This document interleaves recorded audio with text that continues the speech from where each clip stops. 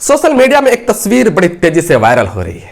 तस्वीर है बिहार की रहने वाली एक महिला नाज़नीन खातून की, जो अपने ही पति का दर्दनाक मौत के घाट उतार देते हैं।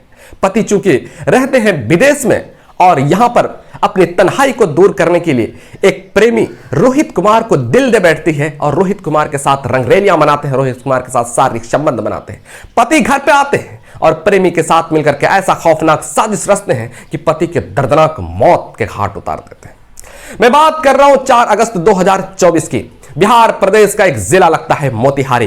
मोतिहारी में एक परिवार बड़ा खुशहाली से जिंदगी गुजर बसर करता है, बड़ा खुशहाली से जिंदगी गुजर बसर करता है। क्योंकि महंगाइयां बहुत थी, घर के खर्चे पूरे नहीं हो रहे थे, तो घर के मुखिया को लगा कि शायद अब यहां पर रहना थोड़ा सा दिक्कत है, क्योंकि यहां पर काम मुश्किल होता है, जैसा कि हर परिवार सोचते हैं। उसके बाद चला जाता है सऊदी अरब, सारे कागजात तैयार करते हैं, सऊदी अरब चला जाता है और सऊदी अरब से बाद पत्नी सऊदी अरब जाने के बाद वहां अच्छा काम मिल जाता है और पत्नी को फोन करके कहते हैं कि मुझे बहुत अच्छा काम मिल गया, सब कुछ ठीक ठाक था।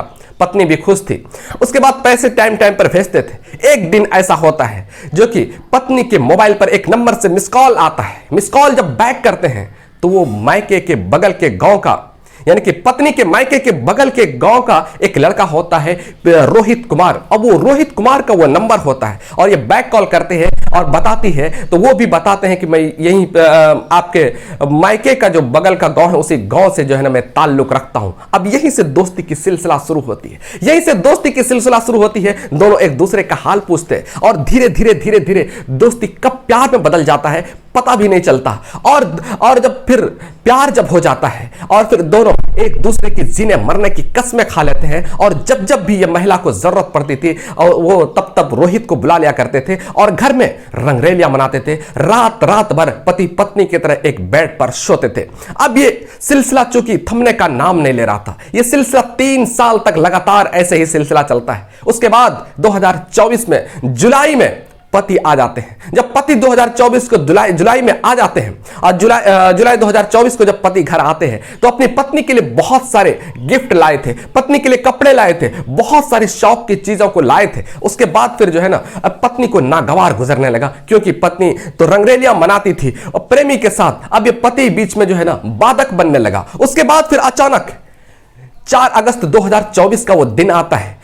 मोतिहारी से सटे ही एक जगह पड़ता है, उस जगह पर डेड बॉडी मिलती है। अब ये सोच नहीं पाती है डेड बॉडी किसकी है। उसके बाद फिर जो है ना जब सोशल मीडिया पर वो तस्वीर तैरने लगी, लोगों को पता चलने लगा, तो लोग जाने लगे देखने के लिए आखिर देखें वो डेड बॉडी किसकी है। तो एक व्यक्ति वहां पर पहुंचते हैं और वो कहते हैं कि ये तो दरअसल मेरा बेटा का है, जो कि जुलाई में ही पिछले महीने ही तो आया था, सऊदी अरब में रहता है। दहाड़े मार करके रोने लगते हैं। उसके बाद पिता एफआईआर दर्ज कराते हैं, अपने बहू के खिलाफ ही एफआईआर दर्ज कराते हैं। उसके बाद पुलिस जब इसको शव को कब्जे में लेते हैं और पोस्टमार्टम के लिए भेज देते हैं और पुलिस जब उस बहू को जब गिरफ्तार करते हैं तो बहू तो पहले बरगलाने की कोशिश करते हैं, कहते हैं मैंने ये हत्या नहीं की है, मैंने ये कोई जुर्म नहीं किया है। उसके बाद पुलिस जब सख्ती से पूछताछ करते हैं तो बहू टूट जाती है, मृतक की पत्नी टूट जाती है और फिर वो जो खुलासे करती है वो बताती है कि बात दरअसल ये है, मेरा जो पति था, मेरा जो हस्बैंड था, वो सऊदी अरब में काम करके मेरे घर का खर्चे पानी राशन पानी चलाए करते थे।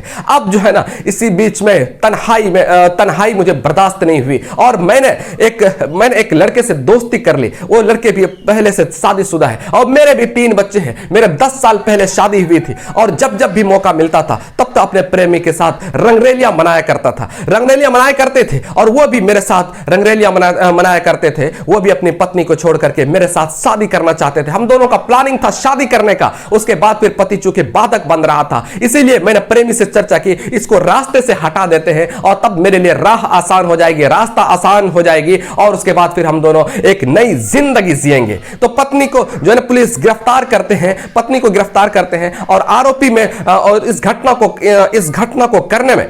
को अंजाम देने में कितने लोग शामिल थे उस सबको जो है ना पुलिस पकड़ने के लिए छापेमारी कर रही है। पुलिस का दावा है कि कम से कम वक्त में से भी गिरफ्तार कर लिया जाएगा।